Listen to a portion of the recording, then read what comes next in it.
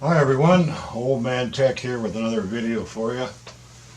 A friend of mine had this gun, this 177 pellet gun. It's a Winchester, and I have no idea when it was made, but boy, it is heavy for a 177. So the idea today is he had a broken sighting system on the front here, and he wants to put a scope on here.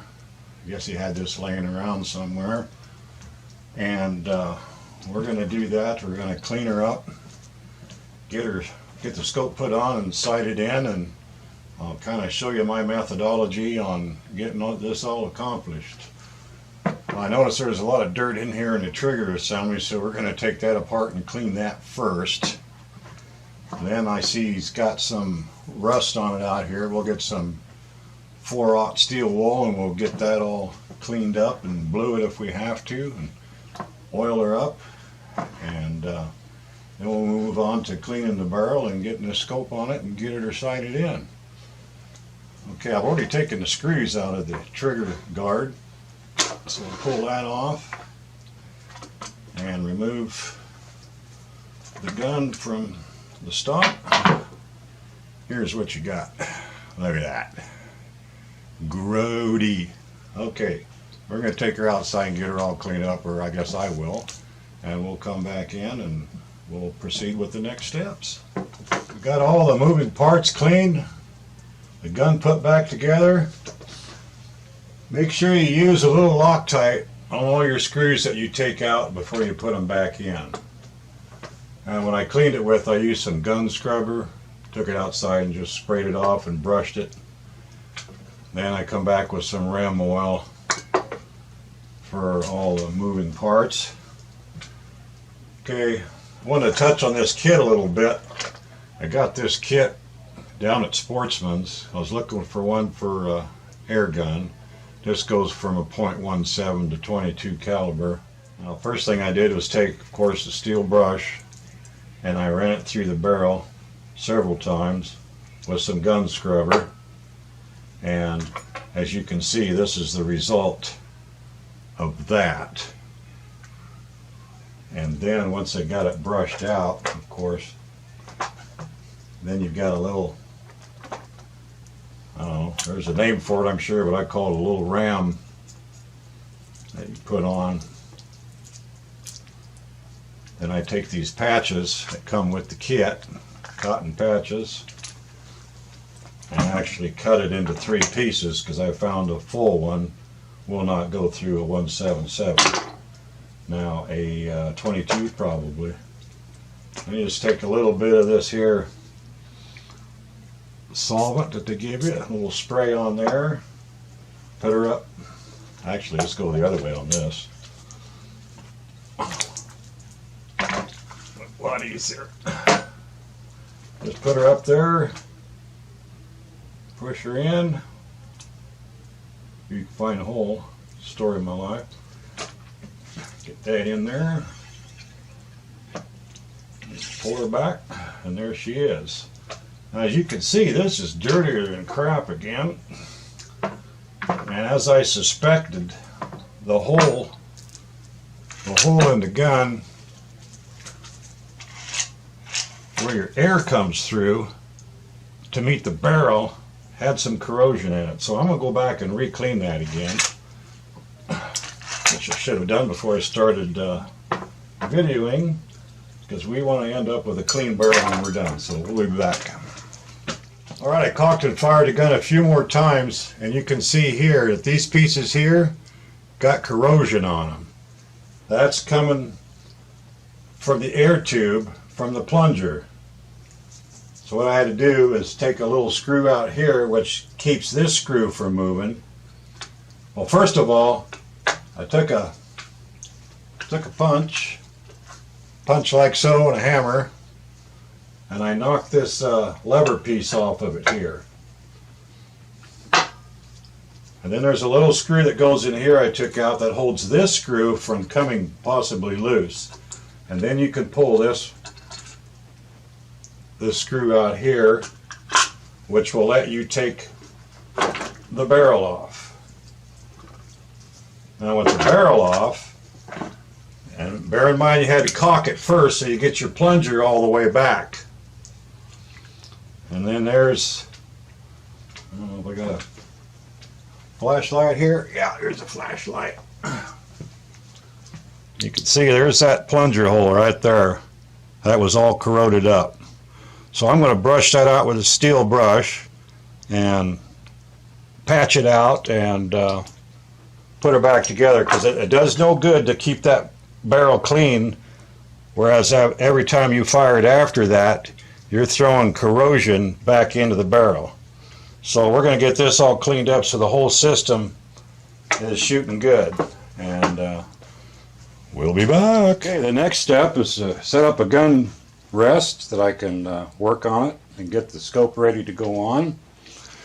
If you look up here on the front, there's a level. I'll zoom it in a little bit for you. See that level right there? Make sure that that is level on what you're working on. We'll set the gun in here. Then we will try and tighten up these back clamps on here. I don't know if I got you in the camera on that or not. You know, tighten up these back clamps to hold the back of the stock. And I have got one of these professional scope installation kits by Wheeler Engineering. Of course, this scope is so small in diameter that none of these polishing rods is going to work for the rings. So we'll just hope that we've got a good grip on the rings. It's got a little torque for making sure you get not too much and not too little torque on your screws.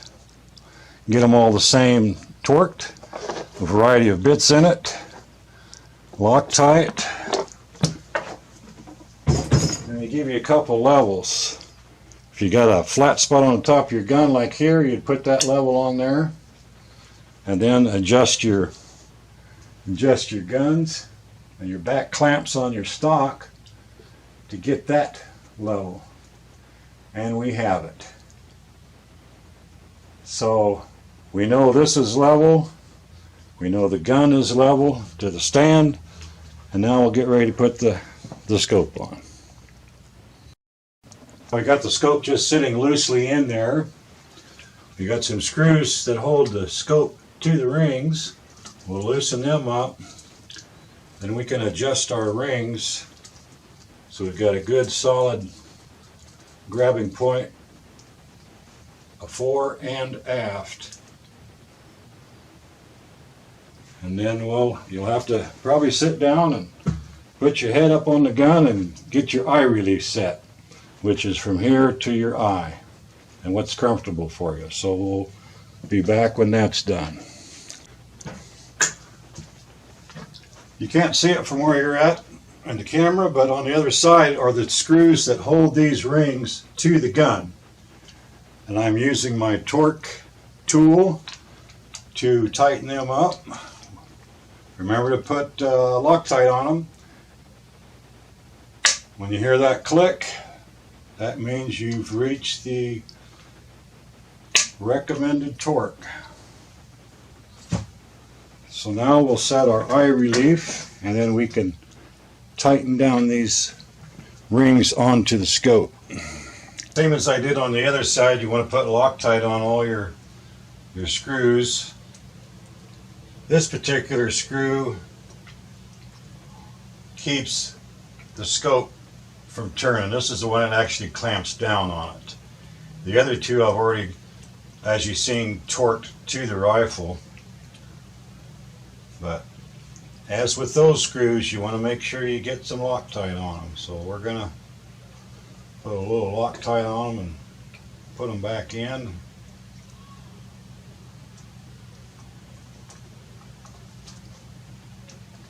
And go to the next step. Okay. You want to keep them loose. And I got the scope where I want it.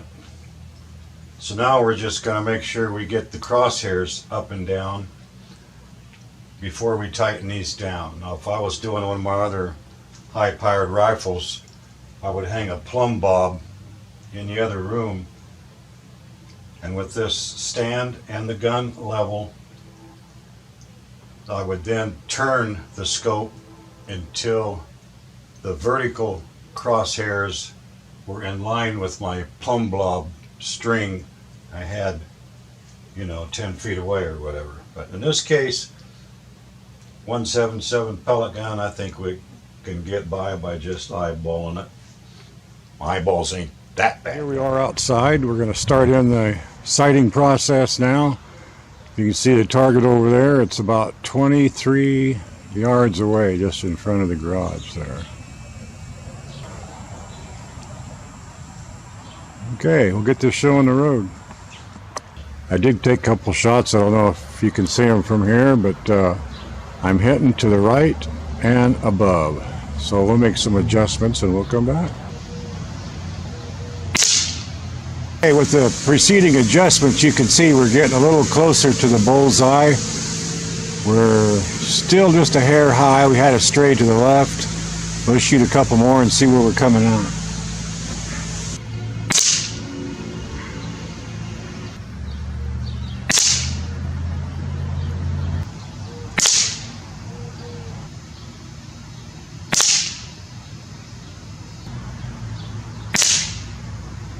As you can see, we're still not on the bullseye by any means.